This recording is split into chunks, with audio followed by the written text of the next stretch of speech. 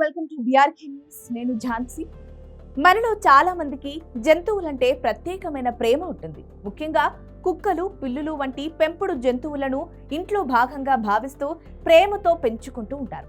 చాలాసార్లు మన ఇంట్లో పిల్లలకు, తల్లిదండ్రులకు ఏమైనా గొడవలు జరిగితే నీకన్నా కుక్క పెంచుకుంటే విశ్వాసంగానైనా ఉంటుంది అని అంటూ ఉంటారు. నిజంగా ఆ మాట వాస్తవం. ఈ సమాజంలో మనుషుల కన్నా కుక్కలు విశ్వాసంగా ఉంటున్నాయి.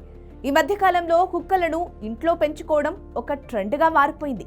సెలబ్రిటీల నుంచి సాధారణ ప్రజల వరకు ప్రతి ఒక్కరూ వివిధ రకాల శునకాలను తమ ఇంటికి తీసుకొస్తున్నారు.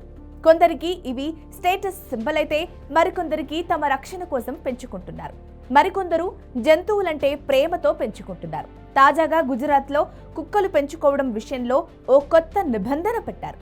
గుజరాత్లోని సూరత్ మున్సిపల్ కార్పొరేషన్ సంచలన నిర్ణయం తీసుకుంది.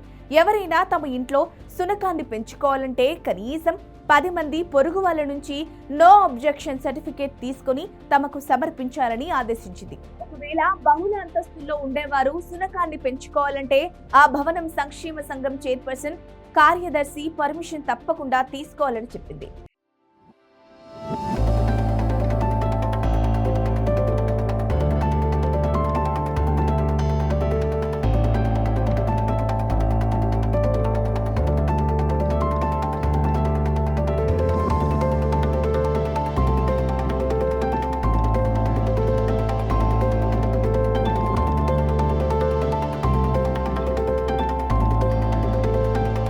ఈ ఏడాది మే నెలలో సూరత్ లో కుక్క దాడిలో ఓ చిన్నారి మృతి చెందింది.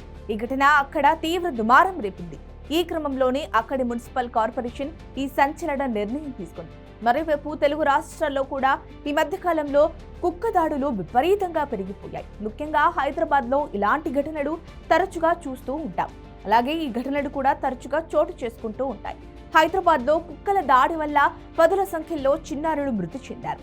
ఆ తర్వాత ప్రభుత్వం వీధుల్లో తిరిగే పలు కుక్కలకు పునరుత్పత్తి ఆపేందుకు స్టెరిలైజేషన్ కూడా చేయించింది. దీంతో గుజరాత్ లో చేపట్టిన ఈ కొత్త నిబంధన ప్రస్తుతం సోషల్ మీడియాలో తెగ వైరల్ అవుతోంది.